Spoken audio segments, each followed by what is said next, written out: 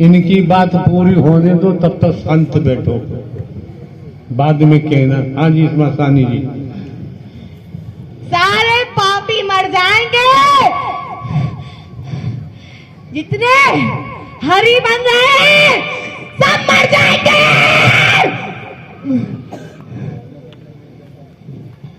जितने हरि बन के चंदा लूट रहे हैं, भगवान बन रहे हैं, सब मर जाएंगे।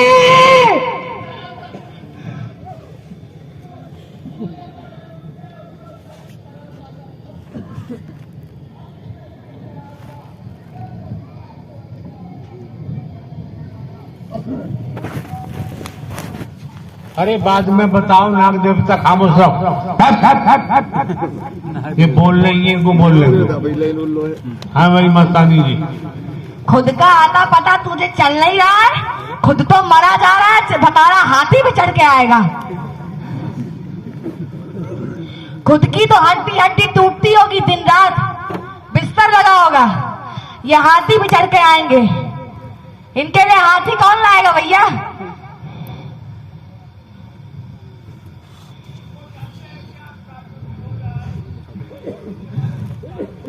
अरे यार खामोश है, थोड़ी देर इनको बोलने दे। प्रभु ये जितने प्रवास बना रहे हैं, चंदा लूट रहे हैं, आज बैठे हैं, आज बहुत बड़े बड़े हरि बनने वाले बैठे हैं, चंदा लूटने वाले बैठे हैं। यहाँ पे आने के बाद भी चंदा लूटते हैं। संसार का विनाश तो होगा ही, वो तो होना ही है, लेकिन यहाँ पे आने के बाद इतना सत्य का ज्ञान पाने के बाद जो चंदा लूटेगा वो जिंदा मौत मरेगा, बहुत बुरा मरेगा, बहुत बुरा मरेगा। वो ऐसी बीमारी उसके हरि घुसेड़ेंगे, उसके कर्मों की वजह से ऐसी बीमारी तुम्हारे घुसेगी जिसका इलाज तुम्हें पूरे ब्रह्मांड में ढूंढने पे नहीं मिलेगा। ऐसा हाल होगा तुम्हारा। हरि तो आए सत्य की स्थापना करने, सतयुग की स्थापना करने, करके ही जाएंगे। इनके बीच में कोई रोड़ा नहीं बन सकता, इस धरती का कोई मनुष्य रोड़ा नहीं बन सकता।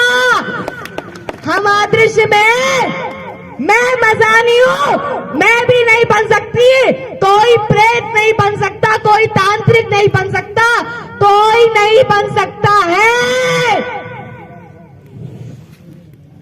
अब कलयुग का विनाश निश्चित है, होगा होगा होगा, बहुत बुरी तरीके से मरोगे।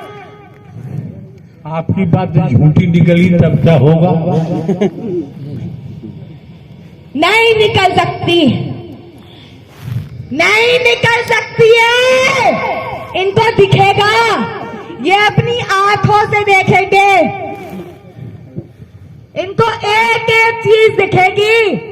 जब मेरे बगल में चंदागिरी करता था और मैं उसका साथ देता था, और मैंने तो चंदा देने में सहयोग किया था, मैंने ही तो चंदा दिया था, वो सब पकड़ पकड़ के पहले जाएंगे। करो, जितनी चंदागिरी करनी हो करो, जितना नारायण साकार हरि बनना है बढ़ो। जब मरोगे इतनी बुरी मौत होगी कि किसी एक ऐसा भी कोई घर नहीं होगा जिस घर से मिट्टी नहीं उठेगी, कोई घर नहीं बचेगा। एक एक घर से मिट्टी उठेगी, एक एक घर से। वीरेन गुप्ता की कहानी तो तुम लोगों ने सुनी ली होगी, उसका क्या हाल हो रहा है जानते हो? एक भी दिन ऐसा नहीं होता जिस दिन वो रोता नहीं हो। और बीमारी ऐसी घुसी है, ऐसी बीमारी उसकी गांठ में घुसी है, उसको उसका इलाज कराना ही पड़ेगा, और जितना उसके पास रखा है वो फेंकना ही पड़ेगा। एक दिन कटोरा लेके घूमना ही पड़ेगा, क्योंकि इसका इलाज उसको पूरे ब्रह्मांड में कहीं नहीं मिलेगा। जिंदा मौत तो मर रहा है, सबसे मरोगे साले, सबके सब मरोगे। आप कौन बोल रही हो? मैं बरगद की मसानी बोल रही हूं। साफ सुनने में नहीं आया। मैं मसानी बोल रही हूँ प्रभु।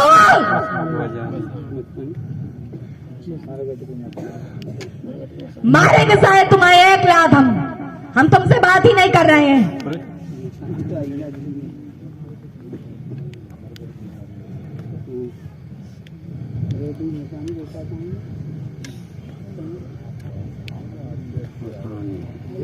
नाग देवता खामोश पड़े रहो थोड़ी देर यार।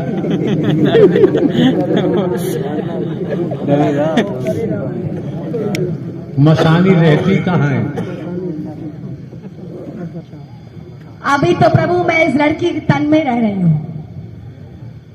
अभी तो मैं इसके तन में रह रही हूँ। लड़की के तन को छोड़ क्यों नहीं देते? छोड़ देंगे तो हमें कहां से मिलेगा क्या? खाने को हमें कहां से मिलेगा? मैंने भी बुरे कर्म किए थे, उसकी वजह से 50 लाख वर्ष मुझे बिना खाने पानी के घूमना पड़ा था। प्रेत योनि की बात कर रहे हैं, तब मैंने बहुत बुरा झेला था। इसलिए मुझे पता चल चुका है कि प्रेत योनि को झेलना छोटी बात नहीं होती है। मेरी बुद्धि खुल गई जब मैंने झेला, तब मुझे पता लगा कि बहुत बुरा झेलना पड़ता है। जब मानो तब तो तुम झेल ही रहे हो बीमारी से, और मरने के बाद भी तुम्हें सुकून की प्राप्ति नहीं होती है। जो लोग कहते हैं फांसी लगाने के बाद मुझे संसार से छुटकारा मिल जाएगा, तब भी नहीं मिलता है। मसानी का रूप स्वरूप क्या होता है? मेरा रूप, मेरे लंबे लंबे नाखून हैं। मेरे शरीर से हमेशा खून निकलता रहता है। मेरी आंखें पूरी सफेद हैं, आंखों के नीचे कालापन है, लंबे लंबे दांत हैं, खून की धारियां मेरे मुंह पे शरीर में बनी हुई हैं, और बहुत सारे प्रेत मैं देखती हूँ करोड़ों की तादाद में नंगे घूमते रहते हैं। उनके लंबे लंबे बाल होते हैं पूरे शरीर में। यहाँ पर कितने हैं इस समय? कोस कोस तक फैले हुए हैं प्रभु, कोस कोस तक सब चिपके रहते हैं आपके पास। अगर आप अंदर भी चले जाओ तो अभी वो आपके अगल बगल ही घूमते रहेंगे। आप यहाँ से कहीं और के लिए जाओगे तो अभी वो आपके पीछे पीछे भागेंगे। मैंने देखा है जब प्रभु गाड़ी में बैठते हैं, उनके पीछे जितने तो भागते ही मानव रूप में, और कितने राक्षस भागते हैं वो तो मैंने देखा है। मैं भी भागती हूँ उन्हीं के बीच में। सब अपने उद्धार के लिए बैठे हैं प्रभु। एक बात बताओ मसानी जी, जानती हो तो जी हरि, हमें कितने समय तक इस शरीर से दुनिया में रहना पड़ेगा? हरि, आप सत्य की स्थापना करने आए हो, आप सतयुग की स्थापना करने आए हो। तब तक ये तन मौजूद रहेगा जो सोचता है कि हरि परमात्मा खत्म हो जाएंगे, मर जाएंगे। तब मैं भी इसी तरीके से गद्दी में बैठ के चंदा लूटूंगा इनके नाम पे। उस कुत्ते को नहीं पता, उस पापी को नहीं पता कि वो मर के चला जाएगा। हरि परमात्मा जो करने आए उसके बीच में कोई रोड़ा नहीं बन सकता, कोई बीच में नहीं आ सकता है। और कितनों ने तो प्रयास भी किया है, कितने तांत्रिकों ने प्रयास किया है यहाँ पे आके। ये एटा जिले के लोगों ने प्रभु को मारने की कोशिश बहुत बार की है। और सबसे गंदा यहाँ के लोग ही हरि के बारे में सोचते हैं। उनका क्या होगा? बहुत बुरा मरेंगे। संसार तो मर ही रहा है, संसार तो मर ही रहा है, लेकिन तुम्हें ये जो दूसरा संसार मिला है, सत्य का साथ मिला है, इसमें आने के बाद, सबको जानने के बाद जो बदतमीजी कर रहा है वो उनसे भी बुरा झेलेगा, क्योंकि उन्हें तो कुछ नहीं मिल रहा, उन्हें तो अपनी कर्मों की वजह से कोई ज्ञान नहीं मिल रहा। और तुमने प्राप्त करने के बाद अगर तुम पाप वाले काम करते हो तो तुमसे बुरा कोई नहीं झेलेगा। एटा जिले के एक एक घर जानता है हरि को। हरि कौन है? सब कोई जानने के बाद, पहचानने के बाद कोई झुकना नहीं चाहता है। मस्तानी जी हरि, संसार में हमारी दुश्मनी किसी से नहीं है और दोस्ती भी नहीं है।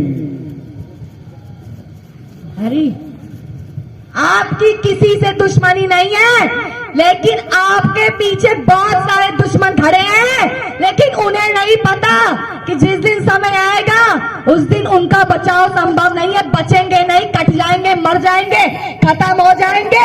एक समय ऐसा आएगा कि पंडित पकड़ पकड़ के तुम लोगों के शरीर को एक के ऊपर लाद लाद के फूंक देंगे, और जितनी सनातन धर्म की बात करते हो सब कुछ खत्म हो जाएगा। और नहीं भरोसा तो जाओ कोरोना काल देख के आओ, यही हुआ है, और इससे भी बम्पर दुर्गति होगी। ये एटा वालों की भी होगी। इन लोगों ने तो प्रभु बहुत प्रयास किया आपको मारने का, अंदाज चुके हैं, पहचान चुके हैं, प्रयास कर चुके हैं, हार चुके हैं, थक चुके हैं, लेकिन नीगास है, नीच है, क्योंकि मुझे पता है कि सब बड़े बड़े राक्षस हैं, इसी युग के बड़े बड़े राक्षस हैं, जिनको मानव तन मिल गया किसी संस्कार की वजह से, और वो मानव तन में घूम रहे हैं, इसीलिए वो आज भी राक्षस वाले कर्म कर रहे हैं। क्योंकि जैसा तुम्हारा पिछला कर्म होगा वही हरकत तुम्हारी उस जन्म में भी होगी, उससे अलग नहीं होगी। अपनी बात बताओ, आपको ये रूप क्यों मिला? मैं अपने मानव तन में वैश्या का काम करती थी। मेरे पास 100 कोठे थे, बहुत गंदे काम करती थी मैं। दारू, शराब, मारना, पीटना, ये सब मेरे पूरे रग रग में घुसा हुआ था, मेरे एक एक खून में घुसा हुआ था। लेकिन जब मेरे मरने का समय आया, तब मेरे मुर्दे को किसी ने आग तक नहीं लगाई, और सबने कहा कि अरे ये तो ऐसी थी, वैसी थी, मर गई तो क्या हुआ।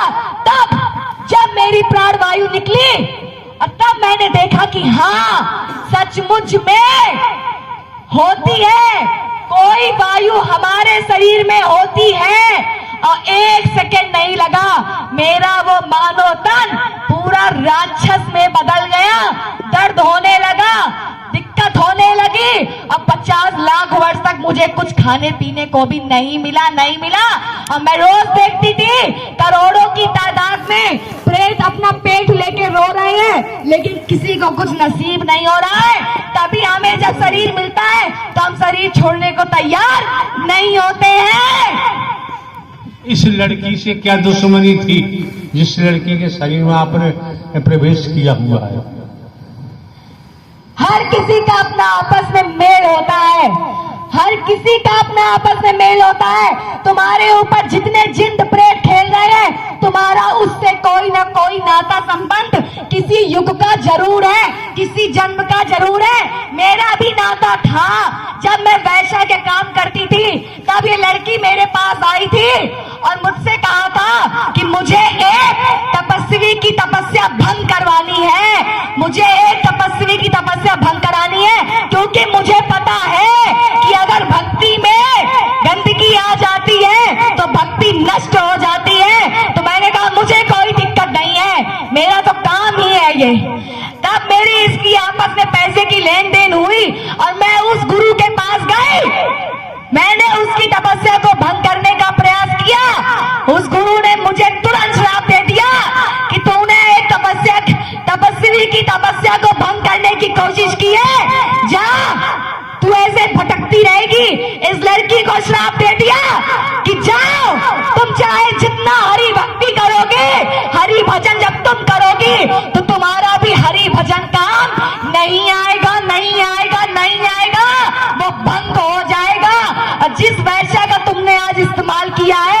यही तुम्हारे ऊपर राक्षस बन के चलेगी, और जब तुम हरि का नाम लोगी तो यही तुम्हारी भक्ति को बंद करेगी।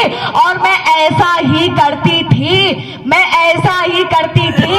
हम दोनों को श्राप मिल गया उसी वक्त। तब मैंने पूछा, और इस लड़की ने पूछा कि ये बताओ मुझे श्राप से मुक्ति कैसे मिलेगी। मैंने भी भक्त होके एक गंदा काम कर दिया जलन के कारण, मुझे इससे मुक्ति कैसे मिलेगी। तब उसने कहा तुम्हें इस श्राप से मुक्ति स्वयं नारायण दिला सकते हैं और कोई दिला नहीं सकता है, और यही तुम्हारे ऊपर राक्षस बन के चलेगी। जब तुम्हारा श्राप कट जाएगा तुम दोनों आपस में मुक्त हो जाओगी। ये हुआ था, ये नाता था प्रभु मेरा इससे। एक बात बताओ, जी हरि, नारायण हरि की हमें भी जरूरत है, कहाँ मिलेंगे, हम भी जाएंगे। प्रभु आप ही तो, हम तो हाड़ मास के बुढ़े व्यक्ति हैं। आप अगर हाड़ मास के बुढ़े व्यक्ति होते ना, अब तक मैं आपके ऊपर चढ़ बैठी होती। अगर आप बूढ़े व्यक्ति होते तो मैं आपके ऊपर चढ़ बैठी होती, क्योंकि जितने भी गुरु उस लड़की को ठीक करने आए थे मैं उनके ऊपर ही चढ़ जाती थी। जो जिंद प्रेत लेके चलते थे छीन लेती थी, उनको अपने कदमों में गिरा देती थी, वो रोने लगता था। और क्या मैं यहाँ आने के बाद न अंदाज थी, मैंने हर जगह अंदाजा, मैं यहाँ पे भी अंदाज थी। और मैंने अंदाजा, मैंने देखा, मैं तो यार हर तांत्रिक के पास जाती थी, तोड़ फोड़ कर देती थी, उसकी जो कुटिया होती थी सब तोड़ चकनाचूर कर देती थी, देवी देवताओं की फोटो भी उठा के पटक देती थी, उसको भी सोचती थी लाठी उठा के इसके मारूं मैं, लेकिन मार नहीं पाती थी, घर वाले रोक देते थे प्रभु।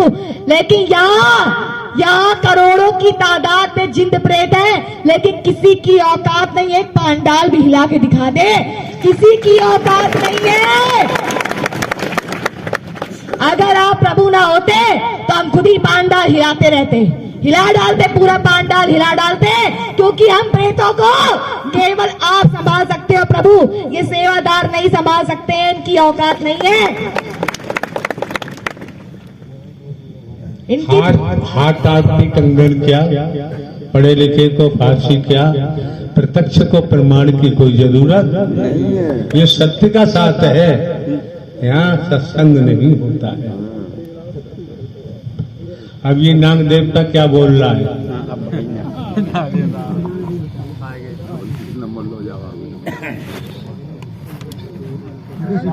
वेद से बोलो नारायण साकार हरि की संपूर्ण विमान में सदा सदा के लिए जय जयकार। प्रभु जी मैंने जब कानपुर से चला तो मेरी तन की पत्नी ने रोका कि प्रभु जी आज तो प्रभु जी के दिन मत जाओ, मुझे बीमारी है, मुझे बुखार आ गया, मुझे दवाई दो। मगर मैंने कहा मैं प्रभु जी के पास जाऊंगा, जरूर जाऊंगा, प्रभु जी आपको ठीक करेंगे। मेरे पास अगर पैसा होता तो मैं ठीक करवा देता, इतना तुम्हारी ऐसी बीमारी का मैं नहीं ठीक करूंगा, प्रभु जी ठीक करेंगे। तो मैं कल कानपुर से चला तो मैं शाम को आ गया था। आज मुझे कहना था प्रभु जी, तो मैं सोचा कि प्रभु जी आज ऐसा वक्त है, सोमवार है कि संत का साथ भी चल रहा, प्रभु जी भी आगे वक्त से मैं प्रभु जी से कह दूं कि सारी बीमारी प्रभु जी हल्लो मेरी और मेरी तन की पत्नी को बीमार रहती, रात दिन प्रभु जी परी रहती, काम नहीं करती है, कुछ अपना कुछ काम नहीं करके संभाल पाती है, मुझे ये सब संभालना पड़ता है प्रभु जी। करनी कर क्यों डरे, क्यों पाछे पछताए, बोया पेड़ बबूल का आम कहाँ से खाए। तुमने सबका ठेका ले रखा है, अभी तुमने कहा मैं नाग हूँ। तो प्रभु जी मैं ये सोचा था कि प्रभु जी मुझे मुक्ति भी मिल जाएगी।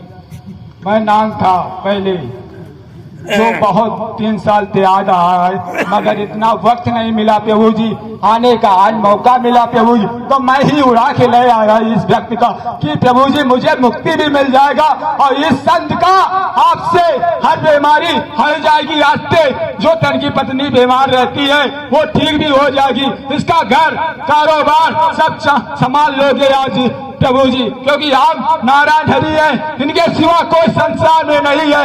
ये तीनों लोक के स्वामी है प्रभु जी, ये तीनों लोक के स्वामी है प्रभु जी, क्योंकि ये संत भक्त सब जानते हैं। देवी स्वरूप